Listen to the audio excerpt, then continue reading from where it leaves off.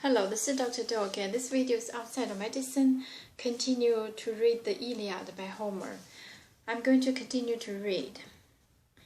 Marians caught him quickly, running him down hard and speared him low in the right buttock, the point pointing under the pelvis. Jabbed and pierced the bladder, he dropped to his knees, screaming, death swirling around him. Merges killed Pedaeus, Antenor's son, a bastard boy, but loved. Theno nursed him with clothes, loving care like her own children, just to please her husband. Closing, Meges gave him some close attention too. The famous spearman struck behind his skull, just as the neck called. The razor spear slicing straight up through the jaws, cutting away the tongue, he sank in the dust, teeth clenching the cold bronze. Eumen's son, Eurypylus, cut down brave Hypsiner, son of lofty Dolopian, a man the children made Scamander's priest and worshipped like a god, but Eumen's royal son laid low his son. Eurypylus chased Hypsiner, fleeing on before him, flailed with a sword, slashed the children's shoulder and lopped away the massive bulk of Hypsiner's arm. The bloody arm dropped to the earth, and red death came plunging down his eyes and the strong force of fate. So they worked away in the rough assaults, but Diomedes, which side was the fighter on? You could not tell. Did he rampage now with the Trojan or the Argives? Down the plain he stormed like a stream in spate, a routing winter torrent sweeping away the dikes. The tight piled dikes cannot hold it back any longer. Banks showing and the blooming vineyards cannot curb its course. A flash flood burst as the rains from Zeus poured down their power, acres on acre, the well-dug work of farmers, crumbled under it, so under Tydeus' force and Trojan columns, panicked now. No standing their ground, massed, packed as they were.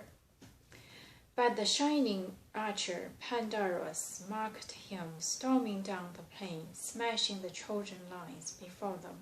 Quickly he trained his reflex bow on Diomedes. Charging straight ahead, he shot.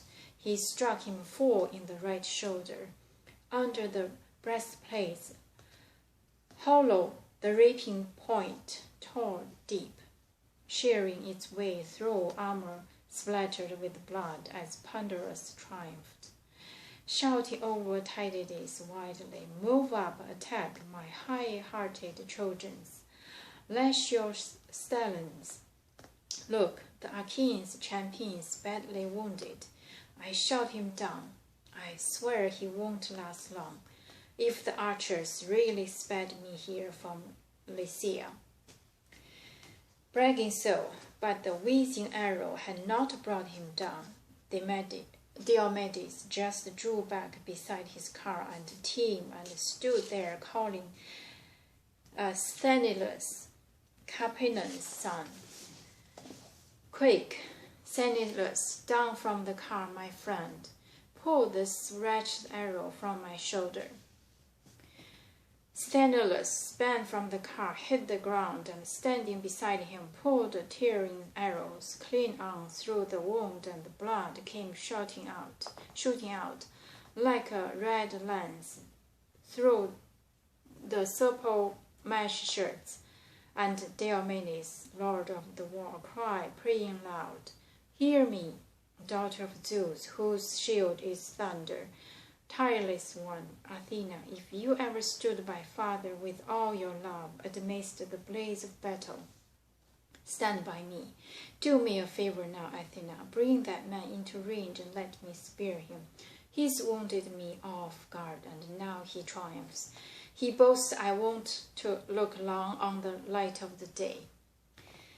The Tydides prayed, and Athena heard his prayer, put spring in his limb, his feet, his fighting hands, and close beside him, winged him on with a flight of orders.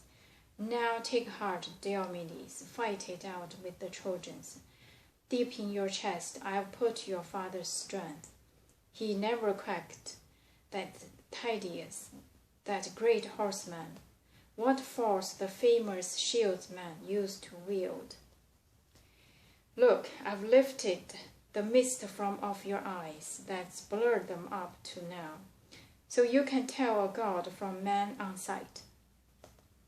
So now if a god comes up to test your mettle, you must not fight the immortal powers head on, but one of the deathless gods, that is, if Aphrodite, daughter of Zeus, slip into battle, she is the one to stab with your sharp bronze spear.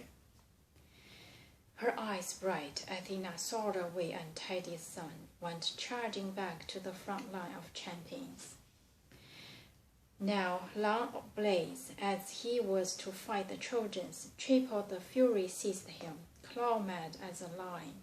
Some shepherd tending woolly flocks in the field had just grazed, a lion leaping into the fold, but he hasn't killed him, only spared his strength, and helpless to beat him off, the man scurries for shelter, leaving his flocks panicked, lost as rapine beasts, most them thick and fast, piling corpse on corpse, and in one furious bound clears the fenced yard.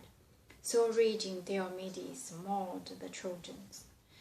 There he killed Astinous, then Hipperon, a frontline captain, one he stabbed with a bronze lance above the nipple, and the other his heavy sword hacked at the collarbone, right on the shoulder, cleaving the whole shoulder clear of neck and back, and he left them there, dead, and he made a rush at Abas and Polydaeus, son of Eurydamas, an aged reader of dreams.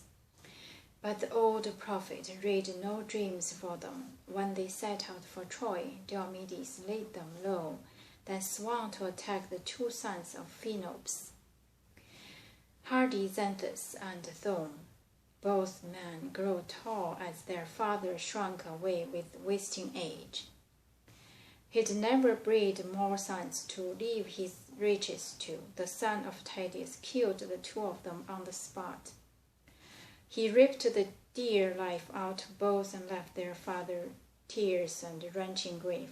Now he'd never welcome his two sons home from war, alive in the flesh, and distant kin would carve against their birthright.